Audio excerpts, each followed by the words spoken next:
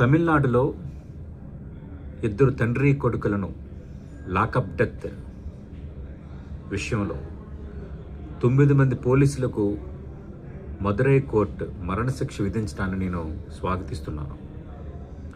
Really appreciate the judge and the CBI team. చివరికి ఈ పోలీసులు కొంత తిమ్మిని బమ్మి చేయాలని ప్రయత్నించినా ఎక్కడ కూడా దర్యాప్తు చేసిన సిబిఐ కానీ ఎక్కడ ప్రభావానికి గురి కాలేదు. జడ్జి కూడా చాలా కీలక వ్యాఖ్యలు చేశారు. వీళ్ళకి ఈ శిక్ష కరెక్టు, ఒక భయం కలగాలి అంటూ తీర్పిచ్చారు. వాళ్ళు చేసిన నేరం ఏమీ లేదు. కోవిడ్ సమయంలో, లాక్డౌన్ సమయంలో షాపులు తెరిచారు, ఫైన్ వేయచ్చు. అప్పుడు పెట్టిన రూల్స్లో ఫైనే. అయినప్పటికీ కూడా వాళ్ళని అత్యంత పాశవికంగా సాయంత్రం 7:40 నుంచి తెల్లవారుజాము 3:30 వరకు జైలు గోడలకి రక్తం చిందేలా పోలీసులు పాశవికంగా కర్కశంగా వ్యవహరించారు. వాళ్ళ మృతికి కారణమయ్యారు.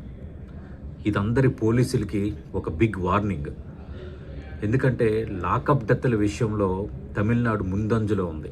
గత 4 ఏళ్లలోనే 46 మంది లాకప్ డెత్లతో చనిపోయారంటే అక్కడ పోలీసు వ్యవస్థ, పోలీసుల తీరు ఏ విధంగా ఉందో అర్థం చేసుకోవచ్చు.